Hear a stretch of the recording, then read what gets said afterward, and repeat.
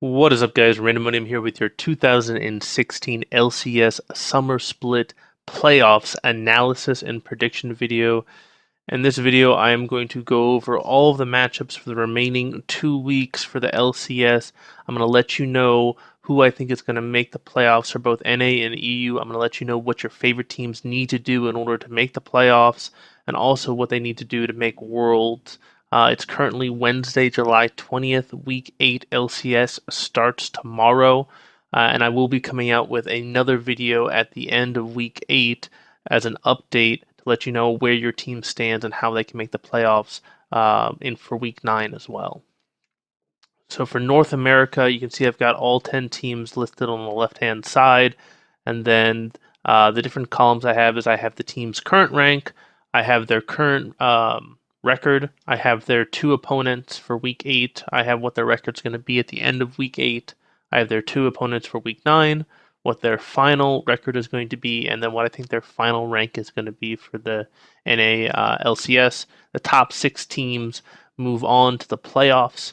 And then I've got colors for the teams. I'm breaking them into 5 different color groups. The purple teams are the teams that are guaranteed to make the playoffs. The red teams are the teams that are most likely going to make the playoffs. They'd have to really choke in order to not make the playoffs. The blue teams are the teams that are kind of on the bubble. They most likely will get those last playoff spots, but if they mess up, then one of the green teams could take it from them. The green teams will most likely not make the playoffs, but there are certain conditions where they can make the playoffs. And then the yellow teams are the teams that are eliminated from playoff contention. There's no way that they can make the playoffs. So if we go to the top 2 teams, TSM and Immortals, if Immortals beats TSM in Week 9, then that will force a first place tiebreaker between Immortals and TSM.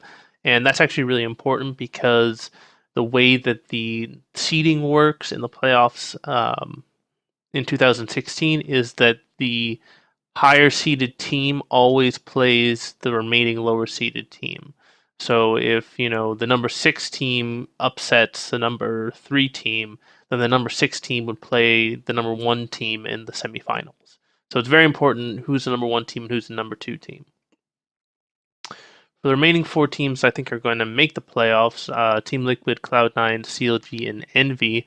There could be a third place tiebreaker if Cloud9 beats Team Liquid in Week 9, and there could also be a 3-way tiebreaker for third place, which I am very excited for. I know it's a long shot, but if it happens, it would be absolutely epic.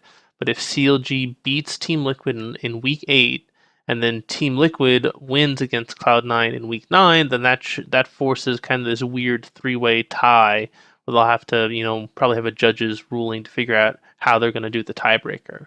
So definitely look forward to that. Definitely watch the CLG versus Team Liquid match because that could make things very interesting for NA.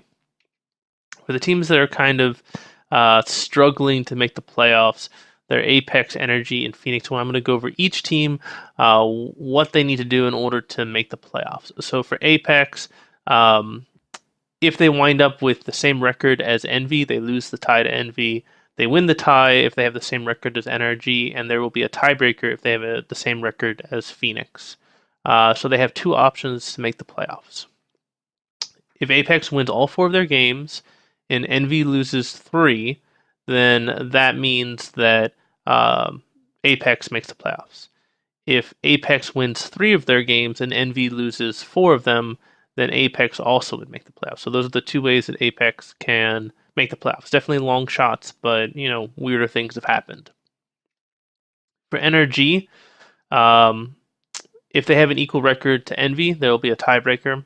They lose a tie to Apex if they have an equal record, and then they would also have a tiebreaker if they had an equal record to Phoenix. They also have 2 options to make the playoff. They have to win all 4 of their remaining games, and Envy loses all 4 of their remaining games. That would allow NRG to get into the playoffs. Or if NRG wins all 4 of their games and Envy loses 3 of them, that would force a tiebreaker between NRG and Envy. And then finally, we've got Phoenix 1. Regardless, if they have equal records with Envy, Apex, or Energy, they will always have a tiebreaker. they only have one option to make the playoffs. They'd have to win all 4 of their remaining games, and Envy would have to lose all 4 of their remaining games, and that would force a tiebreaker between Envy and Phoenix.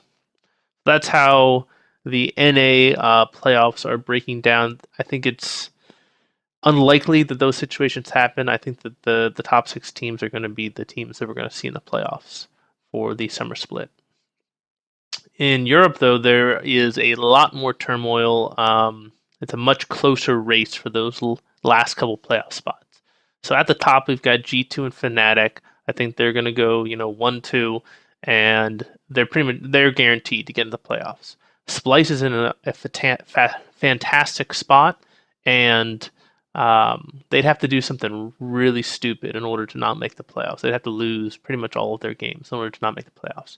Giants and HBK, they're on the bubble. If they don't perform well in weeks 8 and 9, they could definitely slip and drop down. And then there's that 6th place battle. So there's Unicorns of Love, Schalke, Vitality, and Origin, and there's that one playoff spot remaining unless Giants or H2K mess up. So those 4 teams are all fighting for that last playoff spot, and then Rockhat, even if Rockhat won all 4 of their remaining games, they would have about 20 points, and it seems like the cutoff is going to be around 22 points in order to make the playoffs. So pretty much impossible for Rockhat to make the playoffs this split. So we look at the top 2 teams, G2 and Fnatic. If Fnatic beats G2, they would have equal number of points.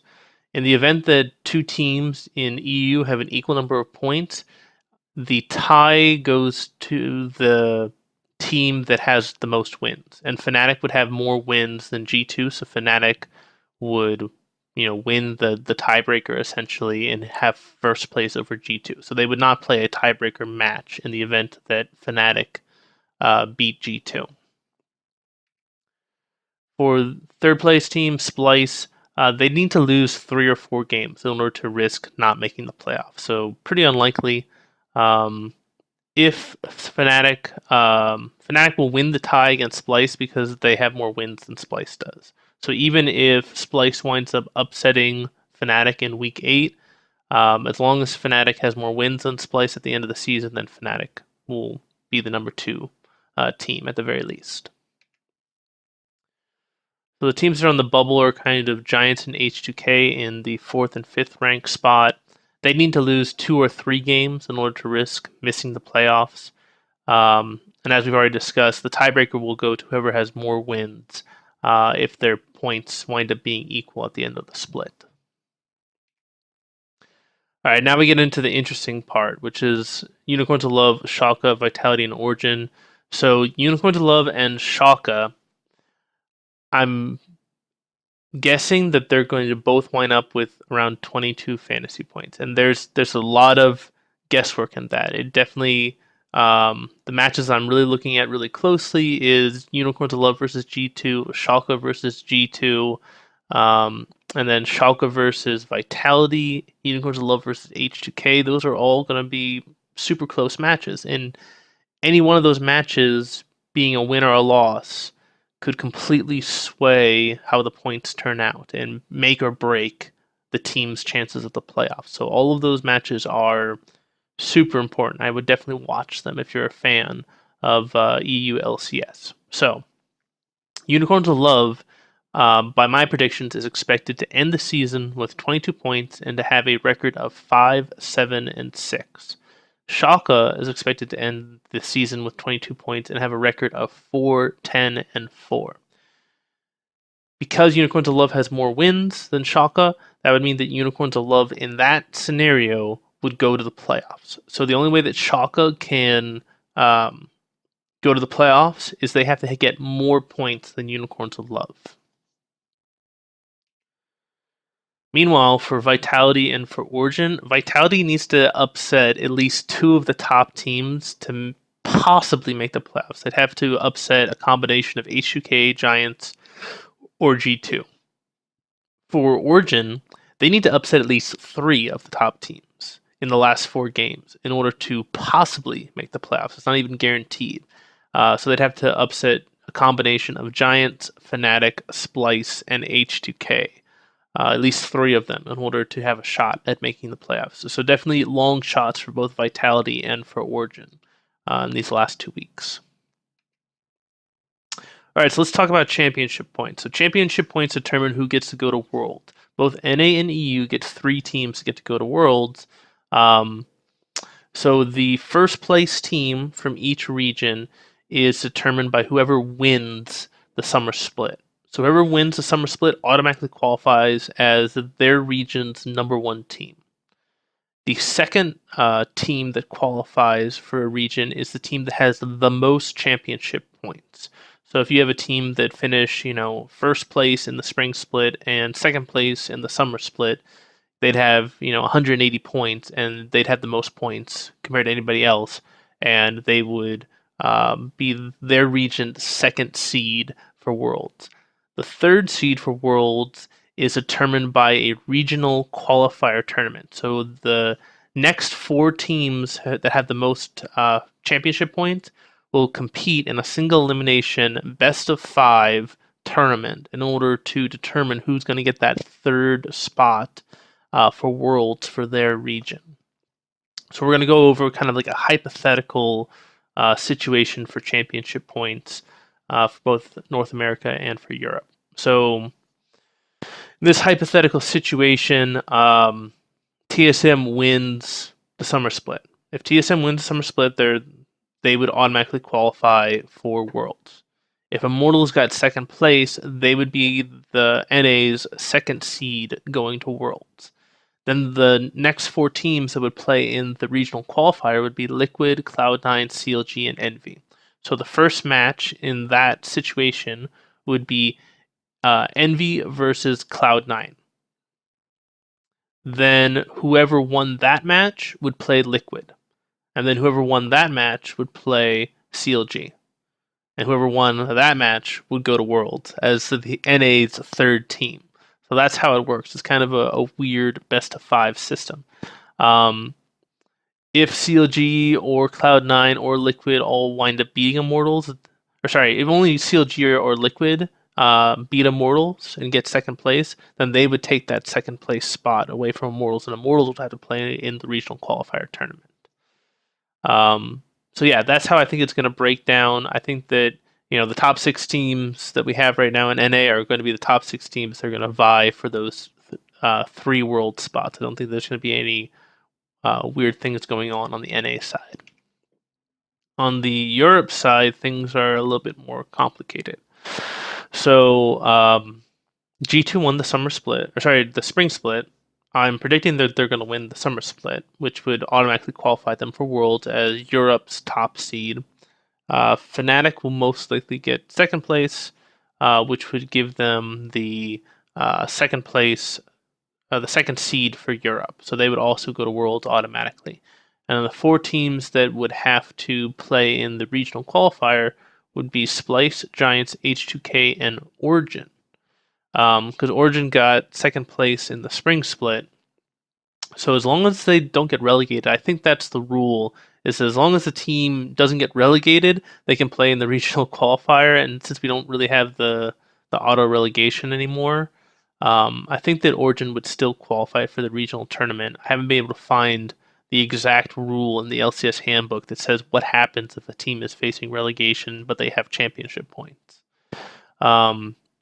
So that would be the regional qualifier for Europe. So even though Origin's done horribly this split, there's a potential they could still go to the regional qualifier, and they'd have 70 points. So they would actually, it would be Giants facing H2K in the first match in the regional qualifier, and then the winner of that match would face Origin, and the winner of that match would face Splice. And whoever won that match would be the third seed for Europe. But that's just very hypothetical. So if H2K, for example, winds up doing much better, they could potentially steal the second place spot. I don't think that Splice or Giants have any chance at stealing the spot from Fnatic, unless Fnatic winds up getting like 5th or 6th place. So I think that's going to be G2 and Fnatic are guaranteed going to Worlds, and then they'll have to battle it out for the last spot between those four teams. The other big thing about Europe is that because Europe did very poorly at MSI, um, it changes what pool their seeds go into. So basically, it used to be that the top seed from Europe was guaranteed to be considered to be like one of the top teams in each one of the pools that we had. But because Europe lost, now they've moved down a tier, so now they're in like the B tier rather than the A tier. So that means that they could wind up getting placed up against, one of the top teams from Korea in the group stage. So it's a much harder road for the Europe teams going into the season 6 World Championship. So keep that in mind. Not saying that Europe won't have another great showing at World. It's just going to be a harder road for them. So if you guys like this video, please let me know. Please give it a thumbs up. Leave a comment. I'd love to answer you guys' questions on this, on the rules regarding the playoffs, and also regarding Worlds and the regional qualifiers. If you like the content on the channel, please subscribe. Definitely leave a comment. I'm happy to respond to any questions you guys have. And I hope you all have a great day. This is Randomonium signing off.